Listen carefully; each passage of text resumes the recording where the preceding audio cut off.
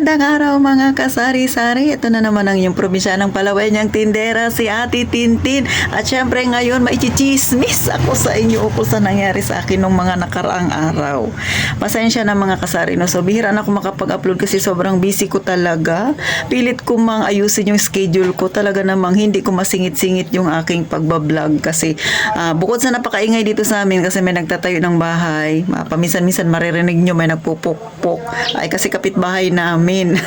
So, hindi ka naman pwedeng mag-record na sobrang ingay. Pagka medyo kaya-kaya na, kaya ako nagre-record, no? Yung medyo natutolerate ko yung ingay. So, bago yan, syempre, makikiusap mo na sa Titintin, mag-subscribe na kayo sa akin. Please lang, wala namang bayad yan. At pakilike na rin ang aking video, mga kasari, kung relate na relate ka rin dito. Pero sana, wag mangyari ito sa'yo kasi nakakalugi talaga, mga kasari. Oh, no! Syempre, pakishare na rin kung hindi kayo busy. Kaya, umpisa na natin ang real talk at masaya nating chismis. Isang magandang araw mga kasari-sari. Sa mga bago pa lang sa aking channel, ako si Ate Tintin, ang inyong Palawenyang tindera. Syempre, ang ating topic ukol sa ating tindahan.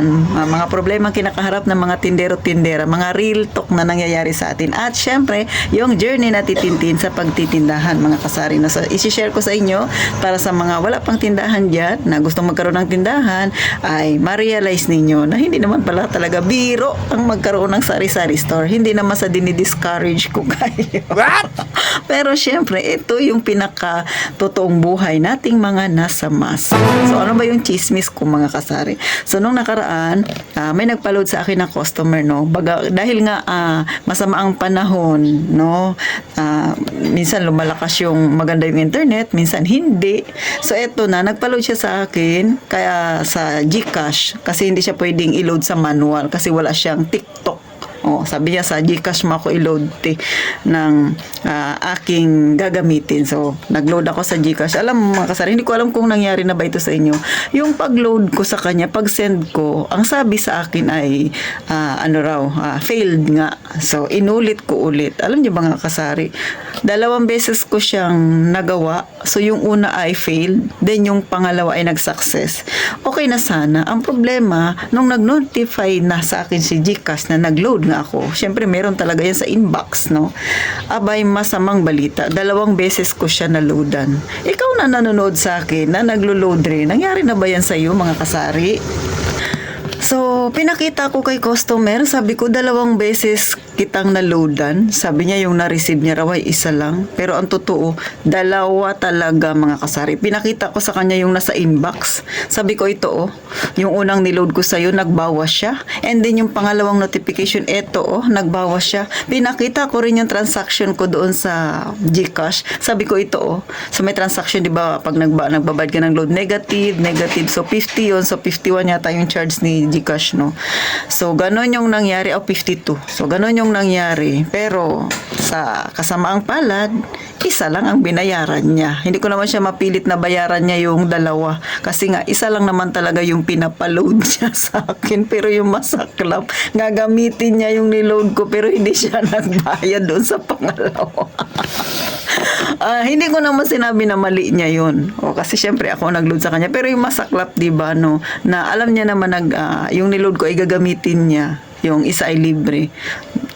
Hindi ko naman na siya siningil. Pero kung kayo ba, sisingilin nyo ba yun, mga kasari? Hindi ko kasi alam kung ano yung magiging ano ko doon, di ba? Kung sisingilin ko ba siya, kasi na-load ko sa kanya, pero sabi niya, hindi 1 lang daw yung na-receive niya. Pero kitang-kita naman doon sa transaction na 2 yung na-load, maging sa inbox ng aking GCash, 2 yung na-load ko. Pinakita ko sa kanya yung number, yung magkakaibang reference, pati yung kung magkano ang naiwan ko na balance na lang, di ba, ng aking GCash. Pero no comment siya, hindi siya nagbayad. So para sa ating mga tindero-tindera, kalugihan yun. Bagamat yun pa lang yung nangyari na yun, mga kasari, no, ay lugi pa rin. Kasi isipin ninyo 52 ang puhunan kay GCash. Ang tubo ko ay 6 pesos lang doon. Lugi pa ako. Dala pati puhunan, sus Mariosep, mga kasari, no. Kaya minsan naisip ko, hindi na lang ako maglulod pagka masama ang panahon, pagka ganito, di ba? Kasi nga, ganyan yung nangyayari. Kayo ba? kung kayo yung nasa kalagayan ko, sisingilin nyo ba si customer? Sige nga, pakisagot nyo nga mga kasari dyan sa comment section. Pero syempre no, mga kasari, bagamat ginawa ko lang siyang medyo light ang pagkakakwento ko. Pero bilang isang tindera na ganito yung nangyari, masakit sa pakiramdam. Kasi imbis na tumubo ka, nalugi ka. Oh, mga kasari no. Hindi natin sinasabi na kasalanan ni customer. Hindi, wala akong sinasabing ganun no. Bagamat hindi ko rin masasabi kung kasalanan ko ba. Kasi yung unang pag-attempt ko, sinabi naman sa akin, nag-notify na hindi raw no. Pero nung nagbabawas na, nung nakita ko na doon sa transaction, doon ako nawindang kasi dalawa na yung napasok sa load niya, mga kasari. Sana sa mga naglo-load yan, maging aware tayo. Ito sinasabi ko sa inyo ha, bagamat patawa-tawa lang si Ate Tintin, pero sana may makuha kayong idea, mga kasari no.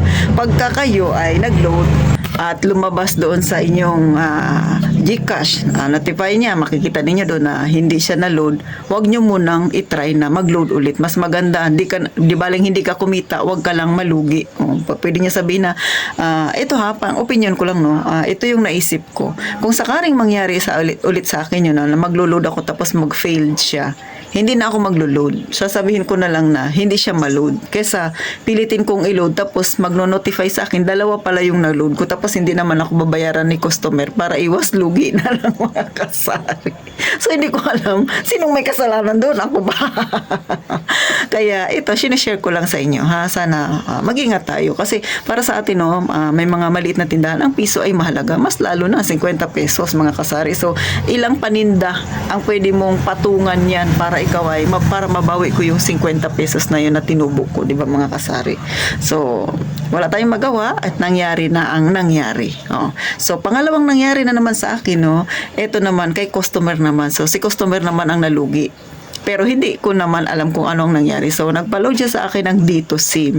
Sa Dito SIM niya nagpa-load siya. Tapos, data 50 yung pinaload niya. So, nag-text nag-load na ako sa GCash din, no. Ang sabi sa akin ay na-load ko na raw sa notification. So, na-load na, nabawas na sa akin GCash, no. Ito na. So, bata yung kanyang inutusan. So, nagkakaragulo kami kasi ang sabi niya sa akin una ay smart pala yung pinaloadan niya. Ang sabi niya sa akin ay loadan ko raw siya ng Giga 50. So niloadan ko na siya ng Giga 50 sa GCash kasi sa manual na ginagamit ko ay walang Giga 50 kundi Giga 60. So niloadan ko siya. Ngayon, dahil bata yung inutusan niya, hindi kami magkaintindihan. Sabi ko, bumalik ka doon sa nagpa-load and then isulat sa papel. So pagbalik niya doon sa papel, may nakalagay na Giga 50. So niload ko, pumasok. Maya-maya umalis na yung bata. Tapos bumalik na naman. Sabi, hindi pa raw nakakarating yung load. Ito na ngayon, nagkakaragulo na sila. Wala raw load. Pinakita ko sa kanya yung cellphone ko. Sabi ko, ito na-load ko na. Sabi ko, nagbawas na siya sa aking balance. Pero, ang sagot naman nung nagpa-load sa akin, dahil gabi na ulit sila pumunta, hapon nagpa-load, tapos nakailangang balik yung bata. Sabi ko, na-load ko na. Then, akala ko okay na. Pagkagabi, lipas ng 3 oras, bumalik, hindi pa raw dumarating yung load. Ngayon, ang sabi ko, pinakita ko sa kanya, kasi hindi ako nagbubura ng mga ganyan, no, na sa GCash, hindi ako nagbubura. Pinakita ko, sabi ko, ito na load ko na, nabawas na. Sabi raw ng kanyang anak, dahil bundok daw yung pagluludan ko, kasi sa anak niya lang daw yung pinapakisuyo lang. Hindi pa raw dumating. Sabi ko, hindi ko alam kung anong problema ng cellphone ninyo or ng ninyo, kung sa pagpapaload ninyo. Pero, ito yung pinakita ko, ito yung cellphone ko, ito yung niload ko, nabawas na. Maliban dyan, hindi ko na alam kung ano pang mangyayari kasi nabawas na siya sa akin. Ang sabi niya lang, hindi pa raw dumating. So, hindi ko rin binalik yung bayad kasi nabawas man sa akin. Kaya ang mga kasari, no, na minsan may mga problema tayong hindi inaasahan, no. Kayo ba, kung sakaling ganyan yung mangyari sa inyo, no, na nag-load kayo tapos sabi ng customer nyo hindi dumating pero sa inyo nabawas, ibabalik nyo ba yung pera? Pero sa akin hindi kasi nabawas siya sa akin meaning na-load ko. Hindi ko lang alam, sabi ko sa kanila kung tama ba yung binigay nilang number sa akin o sila yung nagkamali ng number na naibigay kaya na hindi na-load talaga doon sa number nila. So wala akong alam sa ganun ganon. Basta yung binigay niyang number sa akin, pinakita ko sa kanya. So, ito yung number na binigay ninyo. Niload ko, nagbawas sa akin. Hindi ko na alam kung bakit hindi dumating sa inyo yung load. So, hindi na rin siya nangulit. Hindi ko alam kung ano na nangyari doon. Sorry. Kaya sa may mga tindahan dyan, no, na nag-uumpisa pa lang, maging maingat kayo. Lalo na sa mga transaction na ganyan. Huwag ninyo basta-basta buburahin sa cellphone ninyo yung mga ganyan. Kasi may mga customer talaga na pag hindi dumating sa kanila, bumabalik sa atin. Which is yung ating panglaban lang ay yung ipakita natin sa cellphone natin yung transaction na naganap na nandoon, na i-load natin.